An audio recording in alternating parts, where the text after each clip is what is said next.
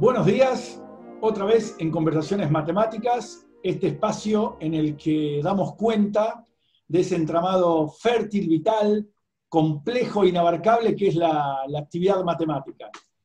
Y por lo tanto, la actividad matemática, como es ejercida por matemáticos, tratamos de contar historias, contar otras formas de ver la matemática de la mano de los que la hacen, la hicieron, como es el caso de Matías.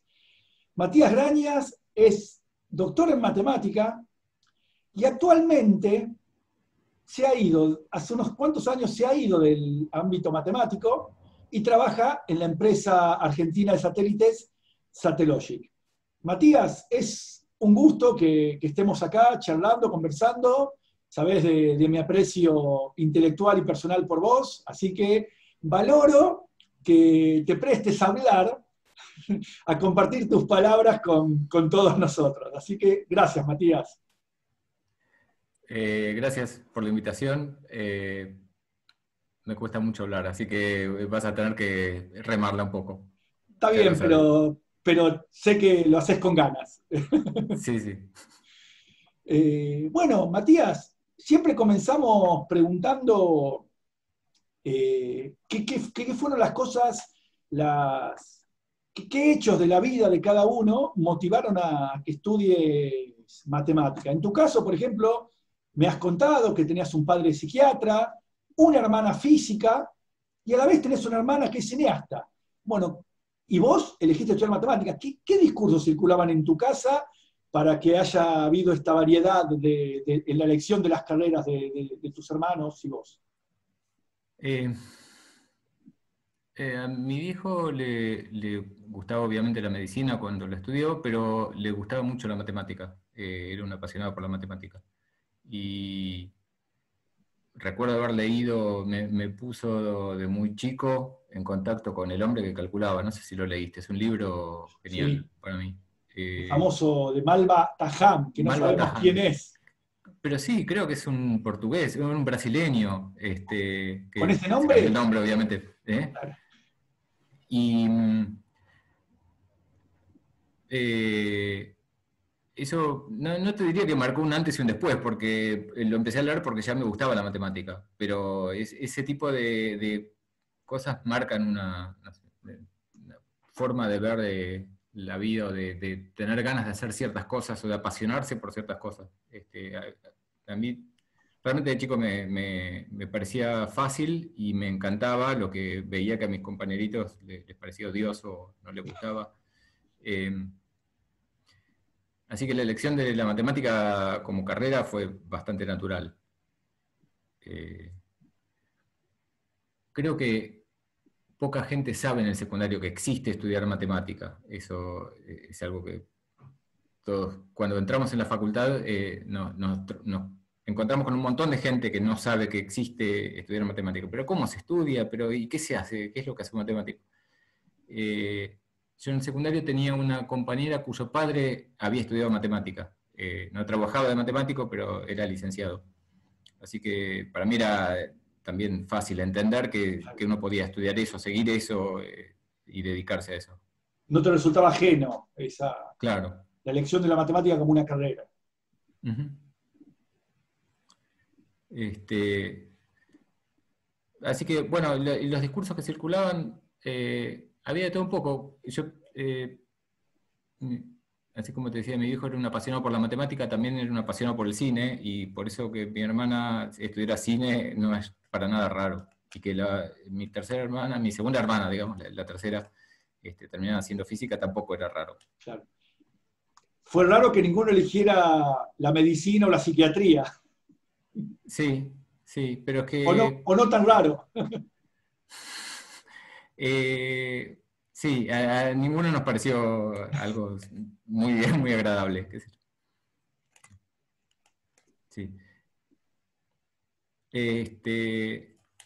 Bueno, decime vos, ¿de qué No, hablamos? bueno, entonces dijiste, yo quiero ser matemático, quiero estudiar licenciatura en Sí, matemática. sí. Y arranqué y hice matemática y terminé la carrera, y conseguí una beca de CONICET para hacer el doctorado. No, tan rápido no vamos a ir. Ok, te iba a hacer el resumen rápido, después si querés nos metemos, pero... Bueno, dale. Conseguí una beca de CONICET para hacer el doctorado, hice el doctorado, y después conseguí una beca externa de CONICET, estuve un año y medio afuera, y volví, y bueno, y arranqué en la academia a hacer investigación en matemática. Bien. Y así empecé. Bien. ¿Sabes qué estoy pensando mientras te escuchaba hablar? Que tu oficio de matemático no se te olvida, porque hiciste como si fuera el abstract del paper. Sí. Ahora vamos a la introducción. Claro. Hiciste el abstract del paper primero para que todo el que vaya a ver la entrevista ya sepa de qué se va a tratar esto. Está muy bien. Bueno, ahora la introducción, claro. Está buenísimo. Escuchame, Matías, cuando entraste a la licenciatura, porque hay visiones repartidas con respecto a con qué uno se encuentra cuando ingresa a estudiar las licenciaturas, a las diferentes licenciaturas en los diferentes lugares del país. Tuvimos gente en Santa Fe, gente que hizo la licenciatura en Río Cuarto, en Mar del Plata. Bueno, cuando vos estabas familiarizado, porque ya sabemos lo que es entrar a exactas en las primeras materias, definición, teorema, demostración. ¿Estabas familiarizado con ese modo de hacer matemática que se impartía en las aulas de exactas? No, pero más o menos. Eso de definición, teorema y demostración, hay una cosa que yo le valoro a la matemática que vi en el secundario, que es, en primer año veíamos definición, teorema, demostración. Sin la definición, las definiciones venían al comienzo, pero teorema, demostración. Era en geometría. Claro. Y geometría en el plano. Eran demostraciones que cualquiera podía seguir, pero esa forma de hilar una demostración y qué quería decir demostrar algo, qué quería decir hacer una hipótesis y qué quería decir poner claramente las hipótesis, claramente las tesis cómo se demostraba. Yo la valoro mucho porque no me resultó tan ajeno, claro, esa forma de presentar las cosas. Después uno puede discutirlo, no sé si es la mejor manera para arrancar, pero... Sí, si uno daría clase, exacto. Nos queda claro que esa sea la manera, así no se crea el conocimiento matemático, por ejemplo, ¿no? Exacto. Así, si querés, se distribuye, pero así no se investiga. Claro. Sí. Sí, no sé si querés llegar hasta ahí ya, pero... No, exacto. Sigamos con la licenciatura, dale. Así que, sí, no me parecía tan raro la forma de presentar las cosas, claro, en su momento. No fue un choque cultural tan extraño. Pero sí es cierto que a mucha gente le llama atención y que se sorprende de qué es matemática, de que la matemática se enseña así o que eso sea matemática. Y me parece que mucha gente por ahí, no sé mucha, pero alguna gente abandona por eso enseguida. Claro. Sí, en general, y más creo que en nuestra época, ¿no? Había como mucho desgranamiento. Se anotaban. Yo recuerdo, creo que alguna vez había escuchado que el año en que yo entré en exactas, año 89, se habían inscrito 28 personas que habían pasado el CBC en algún momento para estudiar licenciatura en matemática. Bueno, de esas 28 que yo recuerde, que yo haya encontrado, fuimos 3 nada más los que estábamos al año siguiente. Claro. Una barbaridad. No, yo tuve, la verdad que yo soy un año anterior, entré en el 88. No me acuerdo cuántos compañeros había, pero en el segundo año éramos más de 3. Claro. Pero sí, seríamos entre 10, 15, no sé cuánto. Claro. No, mira. Pero bueno, entonces, y tu recorrido por la licenciatura fue, digamos, tranquilo. ¿Ibas aprobando las materias sin problema? Sí, estudiaba mucho. Bueno, sí, aprobaba más o menos bien, me iba más o menos bien. estudiaba un montón. Y era muy consciente del estudio en sí. O sea, alguna vez, por ejemplo, cursé toda una materia y no quise ir a darla porque consideraba que no había aprendido lo suficiente. Entonces la recursé porque ni siquiera di el examen. La ¿Qué recursé materia era? porque ¿Te acordás? análisis real. Eh, Eso, la empecé a preparar y dije, no, yo esta materia me parece que no la aprendí bien, la voy a hacer de vuelta. Y podría haberme tirado el lance de dar el examen y ver si pasaba, porque por ahí pasaba, qué sé yo, pero bueno, no quise hacer eso. O sea, ¿no llegaste ni a los parciales? Claro, no. Perdón, claro, es que esa materia tuvo un prefinal, Ah, no ahí, tenía ahí parcial. está. Entonces Claro. la cursé toda y al final, cuando era momento de empezar a preparar el prefinal, había hecho las prácticas, todo, pero cuando era momento de empezar a preparar el examen dije, no quiero. Mirá vos, esa no recordaba, no tenía esa anécdota tuya. ¿Qué tipo de principios? Sí, qué sé yo. Hay una cosa que tiene matemática, que es que nadie la estudia para hacerse rico. Nadie la estudia porque es una forma de lograr hacer otra cosa, o sea, abrir la puerta para hacer otra cosa. En todo caso es abrir la puerta para hacer lo mismo. Entonces, si pasás si entras por la ventana, no sirve. Realmente tenés que entender lo que estás haciendo. O por lo menos yo creía eso y lo sigo creyendo. Este, por ejemplo, es rarísimo encontrar gente que se copie en los parciales en matemática. Por ahí pasa en primer año, pero la mayoría de la gente que se copia muchas veces no termina la carrera. En general no pasa. Y no pasa por esto mismo, porque todos saben que no sirve aprobar una materia de casualidad, sirve entenderla. Claro. Sabes que cuando me acuerdo las primeras veces, que otra vez, quizás no sea lo más recomendable desde el punto de vista didáctico, pedagógico, pero te acordás que a partir de algún momento los exámenes duraban 5 o 6 horas. Eh, Sí, y yo recuerdo lo fascinado que estaba, que por ahí bajaba, me iba a tomar un café, volvía, y esa libertad que uno tenía para dar esos exámenes, justamente, porque un poco era lo que vos decías, nadie, qué sé yo. Y cuando se lo contaba a otra gente, se sorprendían. Y no se copiaban. O sea, el hecho de ir al bar a buscar un café es como que ya habilitaba la posibilidad de interactuar con alguien, cómo se hace este ejercicio. Y la verdad es que, por más que uno hubiera tenido el deseo, era medio raro porque estábamos todos pensándolo, no es que salían los ejercicios de una manera inmediata, ¿no?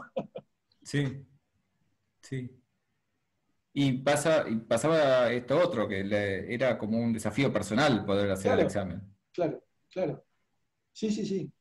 Después el desafío, yo recuerdo que topología, mira, recuerdo que fue la única vez en mi vida que entregué primero un examen.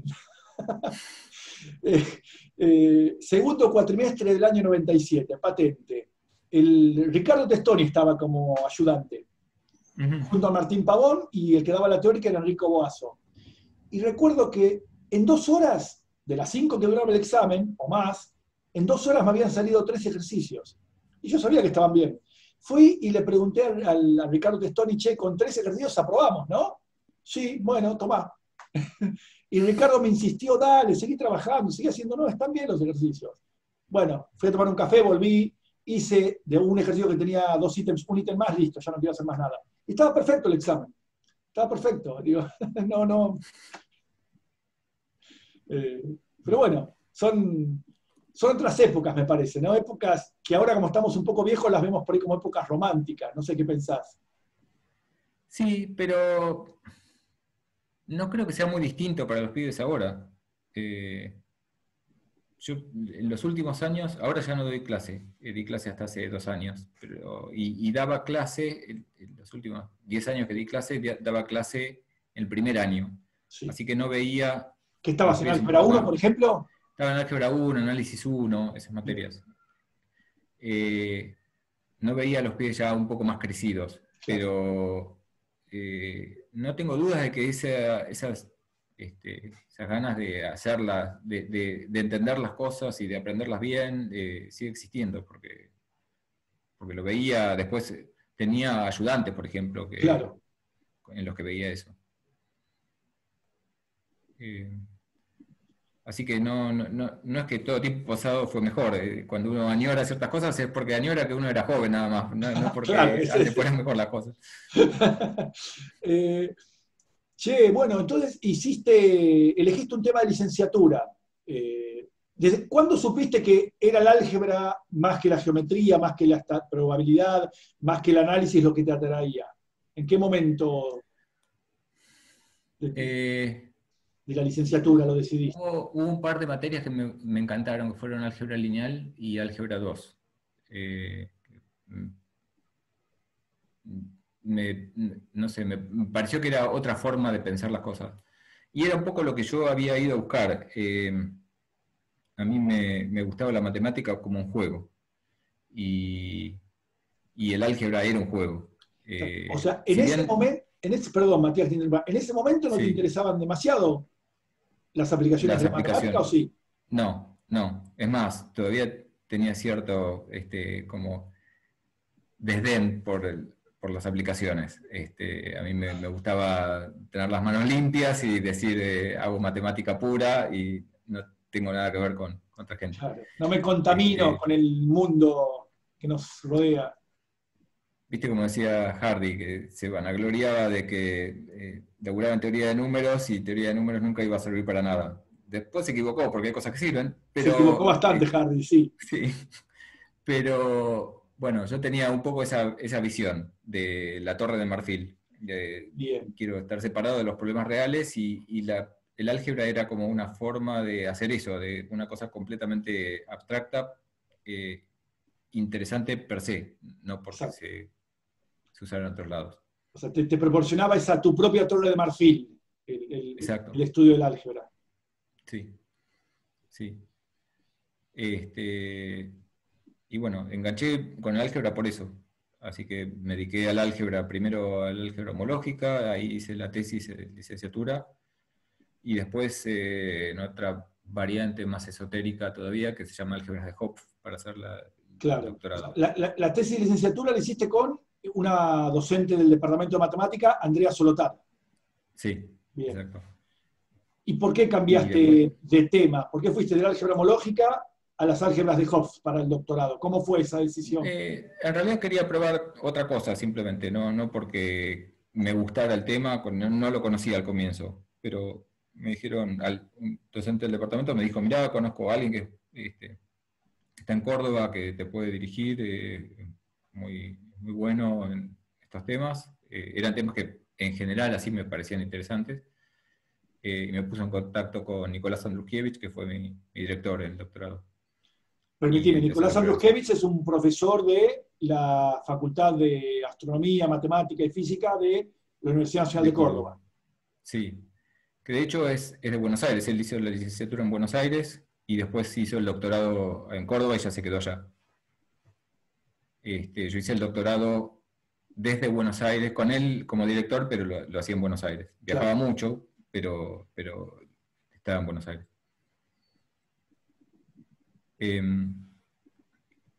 Y bueno, sí, siguió siendo, aún en el doctorado, siguió siendo el interés por esa matemática que tiene sus problemas propios y es un poco endogámica.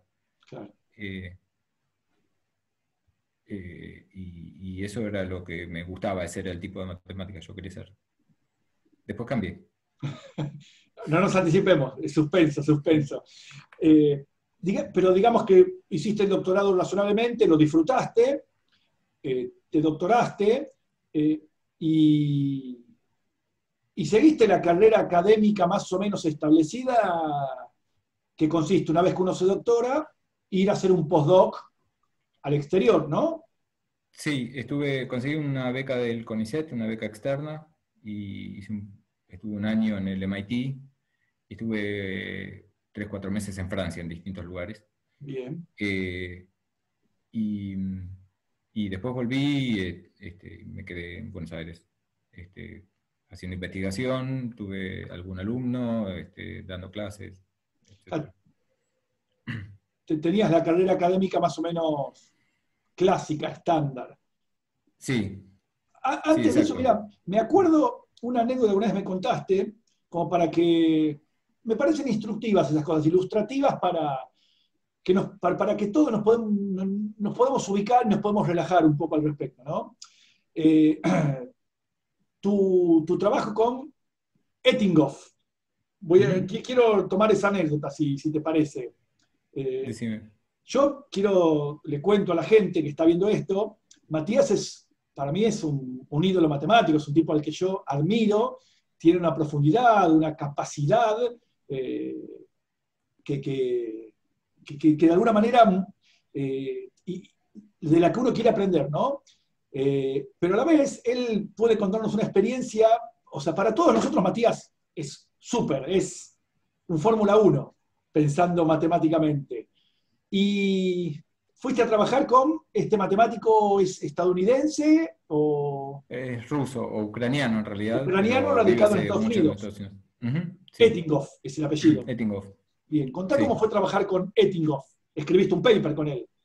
Escribí un par de papers, eh, escribí y él los pensó para hacer el O sea, vos resumen. los tipeaste. Yo los tipié. Yo contribuí un poco, pero muy poquito. O sea, el tipo era un avión para mí. Era impresionante la capacidad que tenía. Y mientras laburaba conmigo, laburaba con dos más, en dos cosas distintas más. Era, era realmente otra categoría. Era sentirte, no sé, el mejor jugador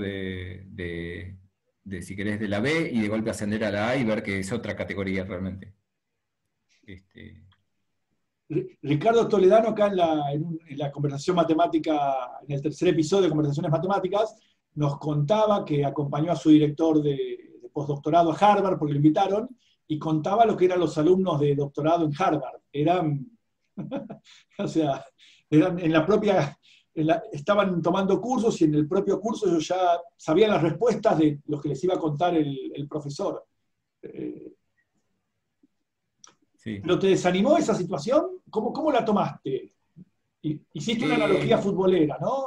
Pero sí, la verdad es que, para serte sincero, un poco me desanimó. Dije, bueno, evidentemente no estoy para jugar en primera. Y seguía haciendo matemática, pero me quedó dando vueltas en la cabeza ahí por atrás algo que me decía, che, esto no es lo tuyo, tenés que hacer otra cosa. ¿qué tendríamos que decir los demás, Matías, entonces? Después con el tiempo dije, pero en realidad la matemática la hace mucha gente Claro, lo que podés hacer además es, digo, al mismo matemático le pones dos problemas distintos y en uno por ahí es brillante y en otro no tanto. Y tal vez es cuestión de encontrar qué es lo que a uno le gusta y en lo que uno se destaca. claro. Eh, Así que por ahí simplemente no había encontrado mi lugar.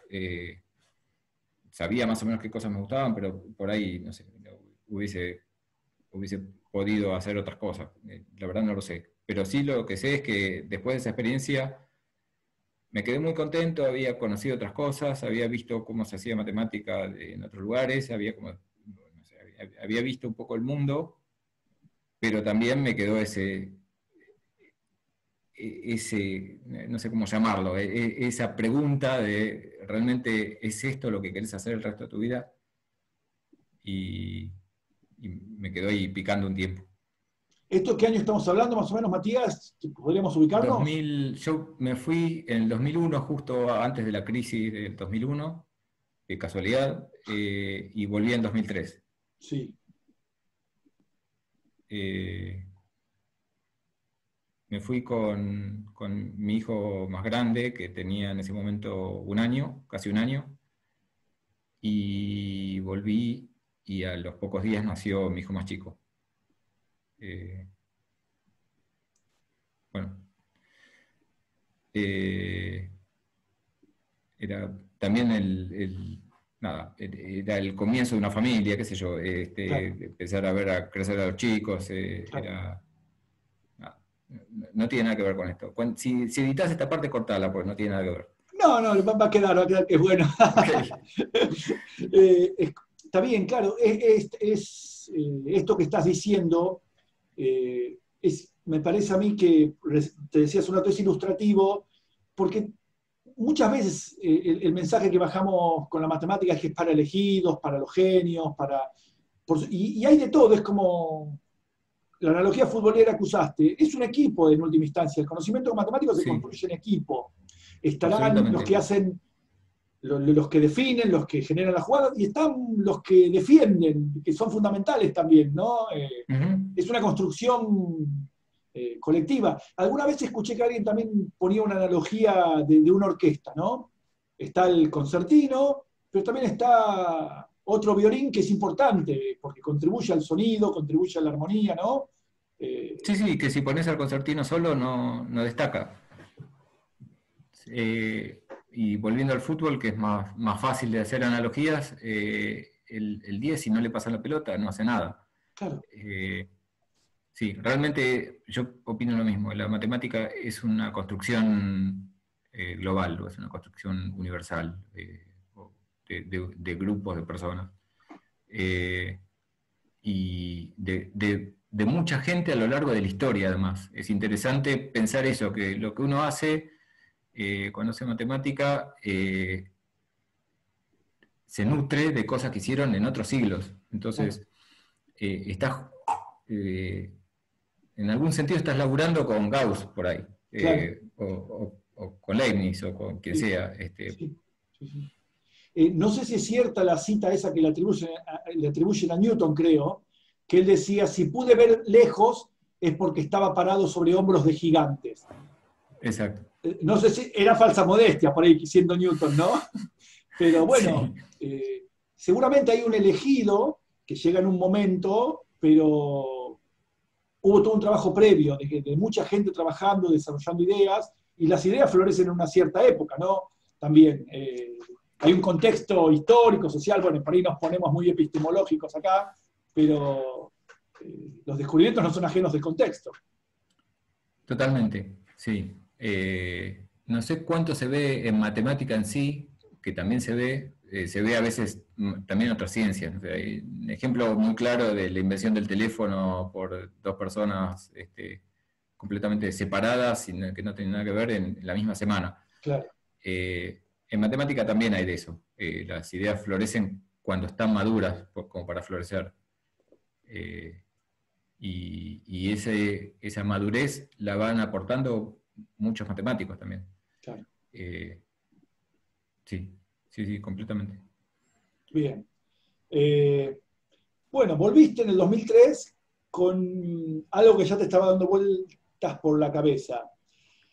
¿Recordás cuál fue el primer momento en que, o sea, o cambio la pregunta, ¿cómo te sentí? O sea, vuelvo, ¿cómo fue el primer momento en el cual dijiste, che, yo quiero abandonar esta Torre de Marfil? O sea, esta idea tuya del álgebra como un refugio, como un lugar que te permitía estar ajeno al mundo, y empezaste a decir, quizás no estaría tan mal pensar en que la matemática pueda aplicarse. ¿Te acordás? Sí, ¿Podés identificarlo? hay en 2006 me fui 2 semanas a visitar a un matemático en Múnich, Sí. Istvan se llama, y ¿Cómo, perdón? se llama Istvan Heckenberger, un Heckenberger. capo. Ah, me suena de Sí, nombre. Trabajó con Andruszkiewicz, con... claro, trabajó con Leandro Benjamín, sí, sí, sí, tenía mucho contacto con el Claro, grupo de gente con la que yo trabajaba. Eh, y estuve 2 semanas ahí. Él no era de Múnich originalmente, estuvo ahí un año, entonces no conocía tanto la ciudad. Y en el medio, el fin de semana que había en el medio, me dijo, che, tengo ganas de visitar la fábrica de BMW, que hacen unas visitas guiadas. ¿Te copás? ¿Venís conmigo? Bueno, dale. Unas visitas en alemán, yo no hablaba alemán, así que entendí menos de la mitad, pero se veía la fábrica. Y en algunos lugares había toda una automatización que me llamó la atención. Había en particular unas especies de manos, unas cosas así, robots que eran unas manos atadas al piso, que eran de tipo 2 metros de largo, de alto, 2 o 3 metros, que agarraban cosas y las movían por allá. Y yo dije, quiero laburar programando eso. Quiero hacer los programas que manejen esas cosas. No sabía nada de teoría de control, por ejemplo. Pero me encantó. Me pareció que eran problemas fascinantes, porque no solo eran problemas seguros de matemática, que yo no conocía, pero además porque pasaba algo. Uno hacía la matemática y después la veía en acción. Y eso de golpe es lo que me empezó a llamar la atención. Me empezó a pasar que esa torre de marfil en la que había estado trabajando tanto tiempo se me empezó a desmoronar y tenía ganas de bajar y ver otras cosas, ver cómo se relacionaba la matemática con otras áreas, o ver lo que yo estaba haciendo en papel y lápiz o con una computadora, ver cómo eso impactaba en algo concreto. Y entonces lo que intenté fue primero dedicarme a la robótica, que no tenía absolutamente nada que ver con lo que yo hacía. Eso no funcionó por problemas que no tienen nada que ver conmigo, hubo algún problema político en la facultad, o sea, había alguien que se dedicaba a robótica, tuvo justo un problema político en la facultad, se terminó yendo, y entonces justo en el medio alguien me dijo, che, ¿no tenés ganas de venirte a mi empresa?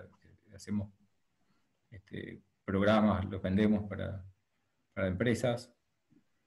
Era una empresa muy chiquita, y le dije, bueno, está bien, vamos a probar. Y me dediqué a la computación durante 5 años ahí. Que era computación que tenía algo de matemática, pero muy poco, era sobre todo algoritmos, que es algo de matemática, pero no permitime hacer esta observación, que yo recuerdo que vos, a pesar de que trabajabas con las álgebras de Hobbes, una noción algebraica muy abstracta, recuerdo que alguna vez te pregunté qué era una álgebra de Hobbes, y medio en chiste me dijiste, necesito 20 minutos para darte la definición.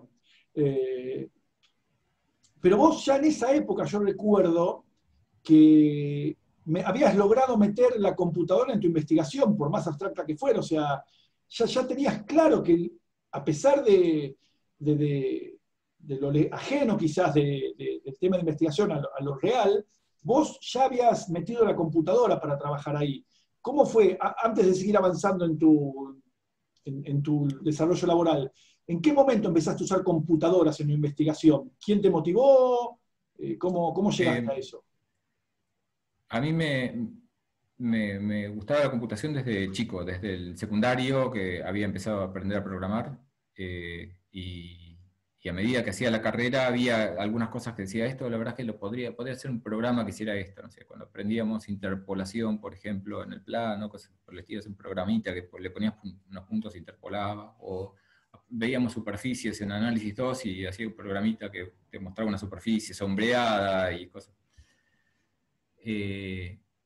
O sea que pasar esas ideas a la computadora me resultaba natural. Claro. Y cuando empecé a hacer investigación, hay ciertos problemas que realmente la computadora te cambia las posibilidades. Si yo no me dedicaba a la combinatoria, pero es un ejemplo muy claro. En combinatoria, si tenés que ponerte a contar 3 millones de cosas, no vas a terminar nunca, y la computadora tarda segundos en hacer eso. Hay otros problemas que no son tan obvios, pero donde la computadora realmente te ayuda. Una de las cosas que yo hacía, por ejemplo, era, en el fondo, el problema que había era triangular matrices y conseguir bases de ciertos subespacios, conseguir núcleos de ciertas transformaciones lineales. Y eso es Gauss-Jordan, y con matrices enormes, y bueno, eran matrices que miles o millones de filas y columnas. Era natural ponerse con la computadora a hacerlo. Así que incluso en el doctorado hubo cosas que yo hice haciendo la cuenta con la computadora, porque a mano era completamente imposible. Pero si no usabas la computadora, ¿cómo se esperaba que hicieras las cuentas? ¿Tu director qué esperaba? No, mi director tampoco sabía exactamente cuáles eran las cuentas que había que hacer. Y en realidad cuando yo digo completamente imposible, por ahí estoy mintiendo. Tal vez hay una forma, hay un formalismo que te da la idea de cómo hacer esas cuentas de otra manera. En matemática pasa mucho, que uno empieza a investigar un problema y no sabe con qué se encuentra. Justo hace un ratito hablábamos, antes de, fuera del aire, de eso de la habitación oscura, que me pareció una frase muy interesante. Sí, Empezás a una frase tantear y no sabes qué es. claro. Te encontrás con un lugar que no sabes cómo explorar y vas de a poco. Bueno, la computadora ahí te ayuda un montón. Después por ahí lográs probar teoremas que te permiten hacer las cuentas de una manera mucho más sencilla y no necesitas la computadora. Pero para llegar ahí, la computadora te ayuda. Claro. Y a veces nunca llegás, a veces realmente la necesitas, y es un paso necesario. Así que sí, para mí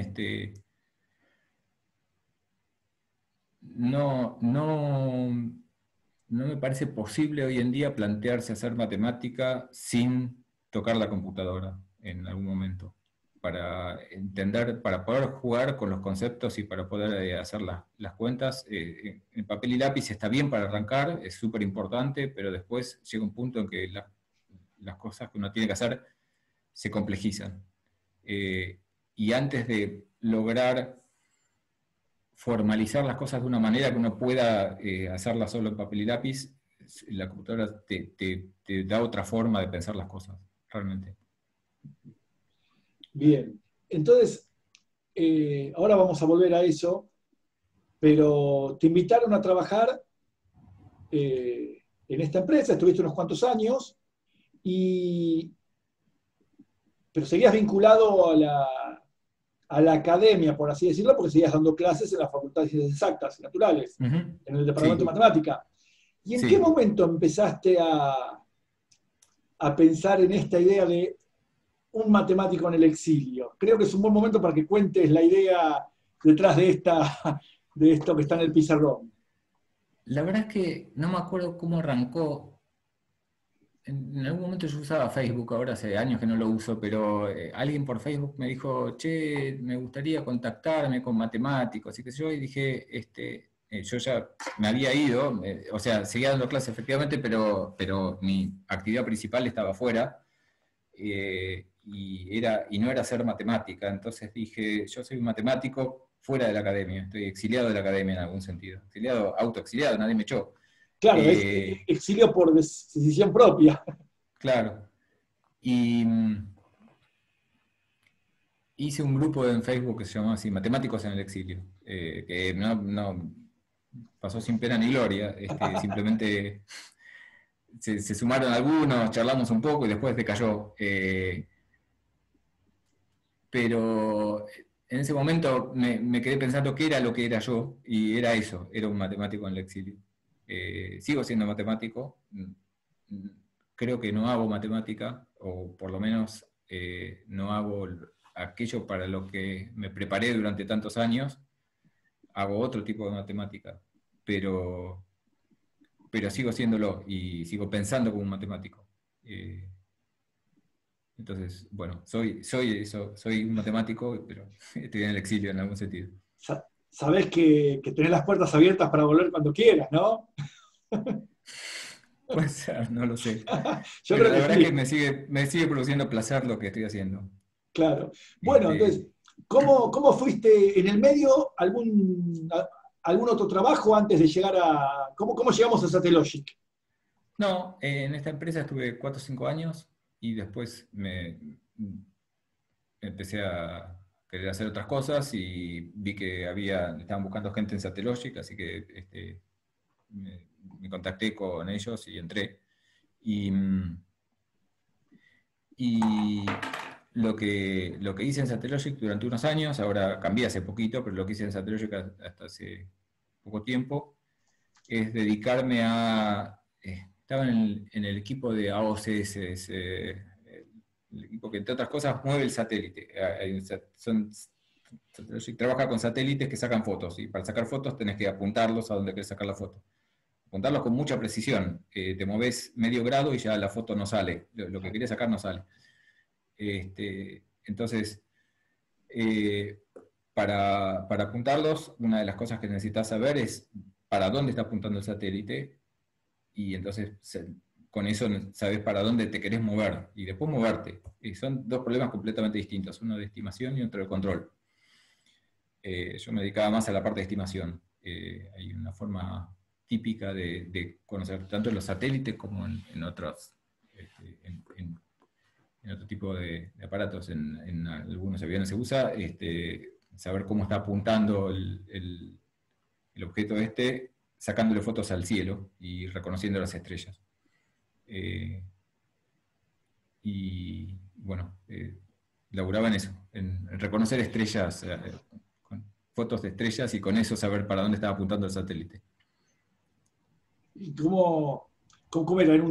¿Tenía alguna reminiscencia del trabajo matemático? O sea, ¿era colaborativo? ¿Era compartir ideas? ¿Cómo había trabajo en equipo? Tiene parte de trabajo en equipo, tiene parte de leer papers y ver qué han hecho otros, porque hay muchas cosas escritas, y tiene mucho de implementación. En empresas más grandes, los que hacen los algoritmos no son los que finalmente los implementan, pero Satellogic ahora empieza a ser lentamente así, pero todavía claro. Los que hacen los algoritmos son los mismos que los implementan. Y entonces tiene mucho de programar lo mismo que estuviste pensando, lo tenés que programar, claro. Y tenés que ver cómo funciona, y tenés que ver cómo funciona el momento, corregir los problemas que tenga. Todo ese tipo de laburo tiene mucho de matemática, de pensar un teorema, intentar primero darte cuenta de por dónde podría pasar la demostración de un teorema, demostrarlo, darte cuenta de que no, la demostración no estaba del todo bien, tiene un error, lo tenés que corregir. Ese tipo de cosas es parecido al laburo de matemático. Bien. ¿Y cuándo renunciaste finalmente a tu cargo docente en Exactas? Hace 1 o 2 años. ¿Te costó? En realidad, sí, me costó un poco. En realidad lo que pasó fue que le estaba dedicando cada vez más tiempo al trabajo en la empresa y cada vez menos tiempo tenía para preparar mis clases. Siempre yo le había dedicado mucho tiempo a preparar las clases y me gustaba porque sabía bien, elegía bien qué era lo que quería dar. No sé si era buen docente, pero sí tenía mucha conciencia de qué era lo que quería dar, y en general cuando las preparaba, por ahí muchas veces me había pasado que preparaba toda la clase y después decía, no, esto no me gusta, y lo tiraba a la basura y empezaba a preparar la clase de vuelta y cambiaba de punto de vista. Y después me fui quedando sin tiempo para hacer eso. Y yo lo notaba, y me parece que los alumnos lo notaban, y no estaban ellos tan motivados, y eso es una bola de nieve, porque yo también me desmotivaba un poco, porque no los veía ellos tan motivados como antes, como en los años en que yo podía dedicar más tiempo, y dije, bueno, ya esto no me termina de gustar, y además a los alumnos tampoco les gusta tanto, entonces claro, mejor hago otra cosa. Claro. Y fue, bueno, sí, dejar algo que uno hizo durante tanto tiempo, tenías que hacer una suerte de duelo, ¿no? Porque fueron años de estar conectado con Exactas, con el departamento de matemática. En particular, dando clases, yo empecé en el 89, claro, y estuve hasta el 2018, así que casi 30 años. 29 años dando clases, sí, casi, claro, 30 años dando clases. Claro. ¿Extrañas algo del ambiente académico?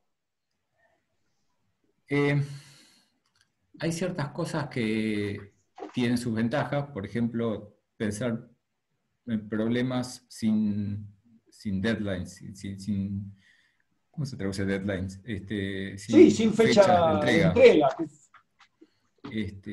Tiene su costado bueno, porque si las cosas no te salen, igual no es la muerte de nadie.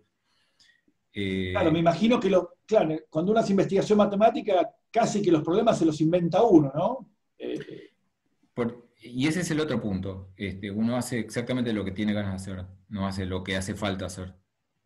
Que bueno, es una cuestión de gustos, es personal. Hay gente que le gusta más pensar lo que se le antoja y hay gente que le gusta más resolver problemas concretos que aparecen y que te permiten hacer otras cosas. Para mí era divertido pensar yo los problemas. Y como decía, cuando pensás algo y no te termina de salir, igual en matemáticas se te ocurren otros problemas que son similares y por donde sí te podés meter. Entonces, esa libertad tenía su costado bueno. Pero bueno, también es interesante tener que arremangarse y resolver los problemas que existen, los problemas concretos que hay que resolver, porque son esos y no otros los que hay que resolver. Me pasaba y me sigue pasando tener que decidir. Hay 3 o 4 formas de hacer una cosa y hay que decidir cuál es la que se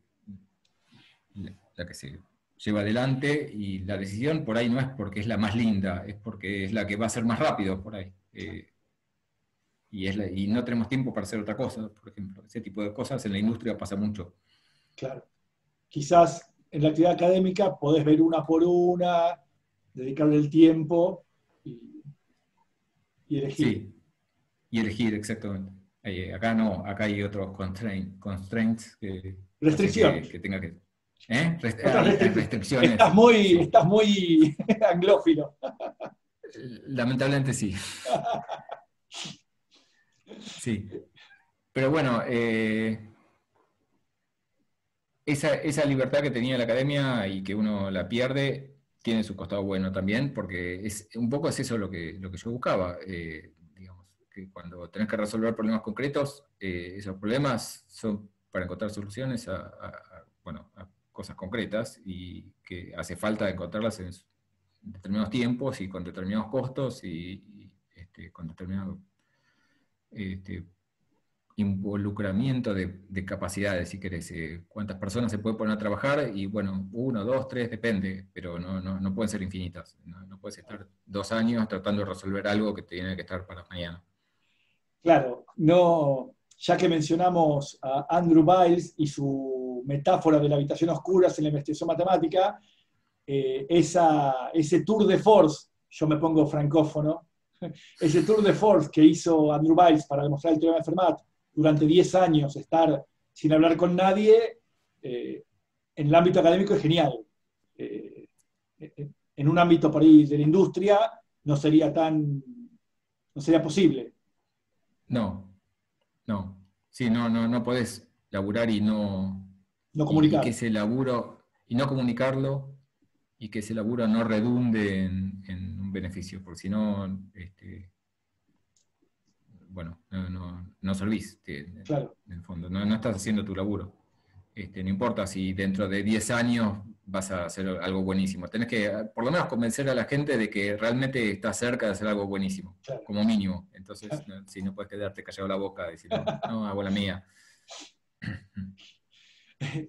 Y ahora, ¿te seguís considerando un matemático en el exilio? ¿O? Como mínimo hay ciertas formas de pensar que uno aprende matemática que sí, que las sigo teniendo. Y sigo siendo un matemático. Si miro qué cosas me gusta leer, y hay cosas de matemática que me gusta leer, son ahora más de divulgación por ahí. No es matemática de la que se está haciendo, la matemática dura que se está haciendo hoy en día. Pero que me produce placer leer cosas de matemática. Sí, sigo siendo matemático. Lo interesante de tu experiencia es que hasta ahora todos los matemáticos con los que charlamos básicamente eran académicos. Y el interés era mostrar que hay vida fuera de la academia también, ¿no? Porque si no, pareciera ser que el único lugar donde... Esta cosa endogámica que señalaste de alguna manera, ¿no? Uno va a la facultad, estudia en la facultad, tiene un cargo en esa propia facultad y toda su vida laboral se desarrolla en el mismo lugar. Digo, desde el punto de vista está muy bien, como decíamos, son decisiones, pero en términos de enriquecimiento de las experiencias, me parece que tu recorrido es como muy, muy enriquecedor, o sea, permite mostrar a varias personas, a varios chicos que pueden estar mirando, que la matemática es un buen punto de partida para hacer otras cosas que quizás no tengan que ver con la matemática, ¿no? Sí, sí, sí. Y lo que hago ahora tiene menos que ver con la matemática, lo que hacía hasta hace unos meses, que era esto de apuntar el satélite, sí, tenía mucho más matemática. Por ejemplo, una palabra clave ahí es cuaternión. Uno aprende Ah, matemática, que es un sí, cuaternión, mira, y no hay forma de esquivarle a los cuaterniones si uno se dedica a orientar un objeto en el espacio. bien. Porque es la forma más fácil de expresar la orientación que tiene algo. Y, por ejemplo, pensar, haber visto grupos de Lie, álgebras de Lie, ese tipo de cosas, realmente ayudan. Mira, bueno, es Por lo menos buenísimo, ayuda a cómo pensar uno, o cómo uno piensa los problemas. Aunque claro. no los resuelva así, aunque en los papeles después haya una cuenta sencilla, pero la forma de pensar los problemas realmente te da otra forma. ¿Qué, qué, qué le dirías a un joven matemático que está licenciado? O sea, vos sugerís que si alguien quiere seguir trabajando por ahí no le agrada la vida académica, quisiera trabajar en el ámbito de la industria, ¿sugerís que haga un doctorado en matemática igualmente? No lo sé. No lo sé. Por empezar, hay una carrera en Buenos Aires que se está abriendo ahora de La licenciatura Data en Science, ciencia de datos, ¿no? ciencia de datos, Sí. sí. No sé si es un buen nombre, ciencia de datos, me parece un nombre, vete esa parte, es un nombre que pega hoy en día. Pero más allá de eso, es una excelente Iniciativa. jugada. Sí, es una iniciativa buenísima. Y lo que tiene interesante es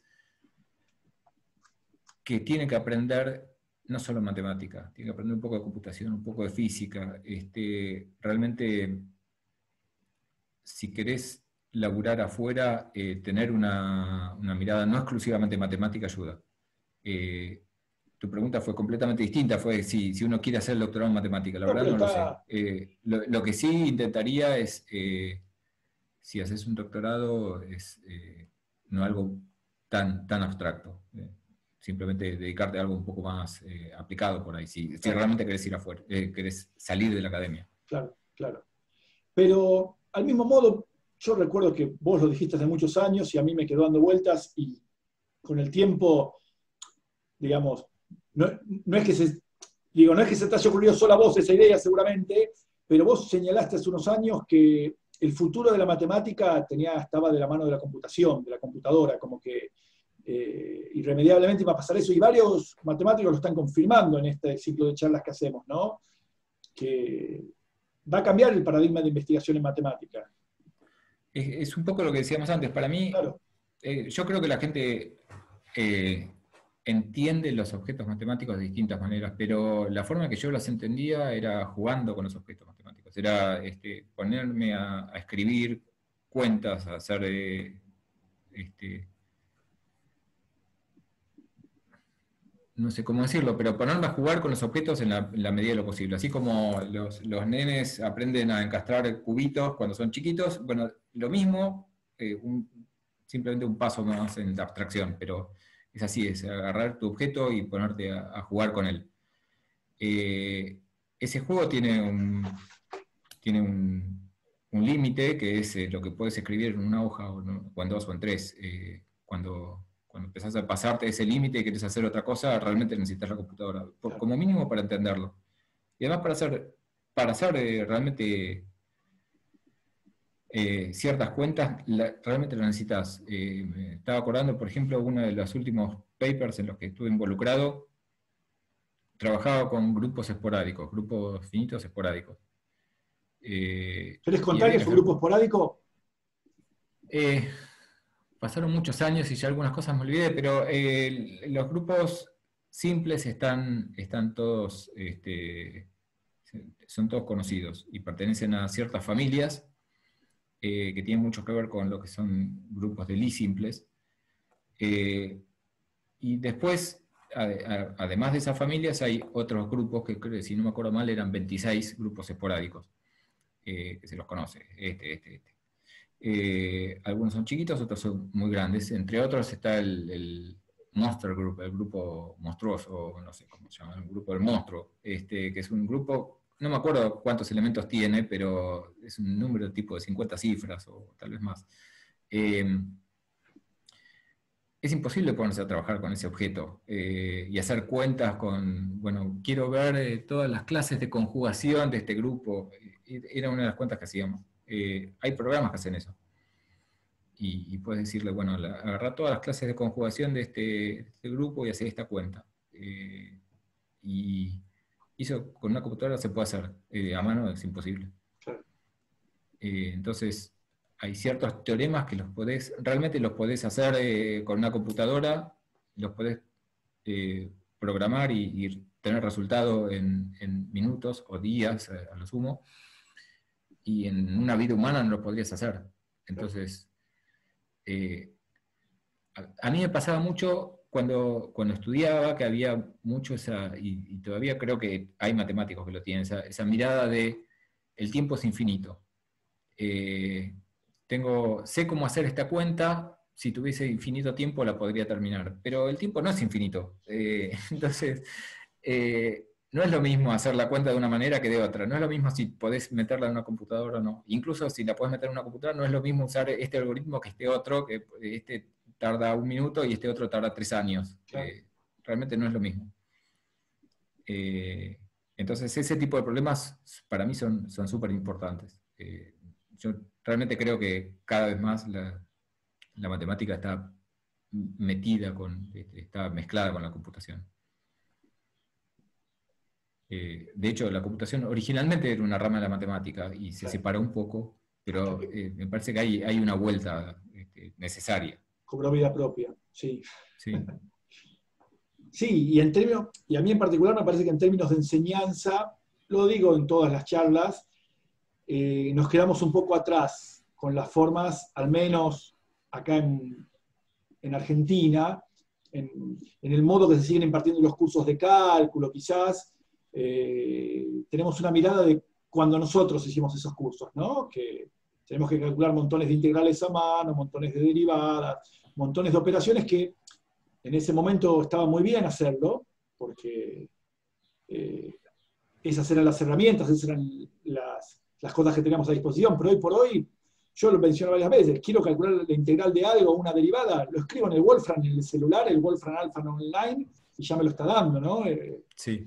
Entonces, seguir evaluando de la manera que si no existieran las computadoras, no tengo claro cómo terminar de mejorar esta situación, cómo dar la vuelta, pero bueno, por lo menos creo que hay que discutirlo, ¿no? Sí, sin duda. Hay que repensar la forma que se enseña matemática, seguro. Yo no quisiera que alguien no pueda en ningún momento saber cómo se calcula una derivada, pero después tener que saber derivar o integrar funciones rarísimas, necesariamente, y que el ver si uno aprendió análisis 1 pase por si sabes integrar o no una función que te lleva 3 horas, claro, con distintos métodos, realmente no tiene sentido. Hoy en día no tiene sentido. Che, Matías, viste que podías hablar ya casi 1 hora de conversación. Pero vos hablaste lo mismo que yo. No creo, espero que no, pero bueno, la idea era que hablaras vos, pero bueno, sabía que, no, estuvo, escuchame, yo quería contar cómo fueron los agradecimientos de tu tesis de licenciatura ya por el año 94, ¿puedo decirlo? Puedes decirlo. En realidad, vos me preguntaste, perdón, dale. No, vos sos el dale. Le agradecía a más de una persona. Vos me preguntaste por qué me había gustado la matemática. Una de las personas a la que le agradecí fue mi profesora de matemática de 6º y 7º grado. porque me había encantado. Digamos, no me acordaba de eso. Y después le agradecía a ella, le agradecía a 2 o 3 más, y después puse, bueno, y hay un grupo de personas a las que le quiero agradecer especialmente. Me imagino que eso era lo que vos sí te acordás, lo que voy a decir ahora. Hay un grupo de personas a las que le quiero agradecer especialmente porque escribir la tesis sin ellos hubiese sido un poco más arduo. Y era un grupo de 11 personas que empezaba con islas. Era Terminaba con con... islas, Cravioto, Sí. Arseno. Cerrizuela, Ríos, ¿quién era? Caña, Pérez, Garnero, Bien. eh, Gustavo Gustavo López, López era, Rambert David Rambert y el y Palomo Zuriaga. Zuriaga. Sí, ellos eran.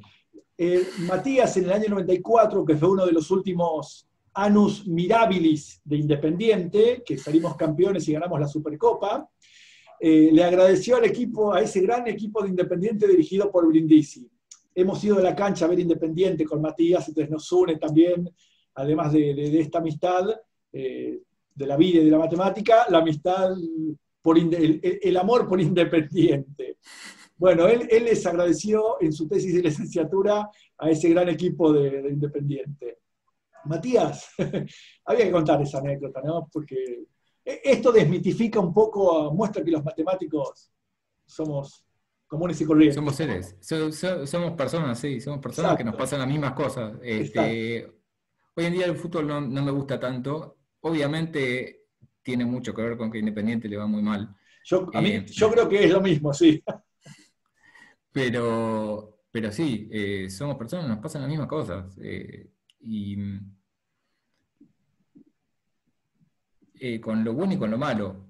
Hay también una idea de que, para irme por el otro costado, de que la ciencia es impoluta y la verdad de la ciencia es indiscutible. Y en realidad la ciencia está atravesada por los conflictos humanos, lo mismo que cualquier otro ámbito por fuera de la ciencia. En la ciencia hay disputas que tienen que ver con el ego, que tienen que ver con el poder, tienen que ver con, no sé, con cosas muy humanas. Por supuesto, hay mecanismos para intentar que lo que queda a flote sea la verdad y que lo que perviva sea realmente conocimiento verdadero y Claro, científico, claro. pero es una construcción humana que está atravesada por las mismas pasiones y miserias que tenemos todos los humanos. Sí, a mí me gusta decir a veces que la matemática no tiene la culpa, en todo caso serán los matemáticos, que son los que Ujú. hacen que a la gente no le guste la matemática, pero, pero bueno, un poco es un juego, una metáfora, una metonimia decir la matemática dice, ¿no? Hay que tomarlo como una figura literaria, digo, pero vos, Sí. habiendo hecho las aclaraciones del caso como la que hiciste vos, ese juego a mí no me desagrada. Matías, ¿algo más que quieras decir para despedirte de toda la gente que te va a ver? Gente que no Eh, conoces. Mirá, qué presión que te pongo. no, creo que lo único que tengo para agregar es, en realidad, algo que ya dije, es no sientan asco de hacer matemática aplicada. Cosas que realmente tengan que ver con los problemas concretos. Ese mismo asco que yo tuve y que lo entiendo porque yo lo tuve, bueno, no está bueno. Exacto, exacto. Bueno, Matías, no tengo más que decirte gracias por haber hablado tanto tiempo. Sabés que cómo te aprecio. Así que bueno, Matías, nuevamente, muchas gracias. Nos estamos viendo. Te mando un abrazo. Un abrazo, vos. Hasta luego.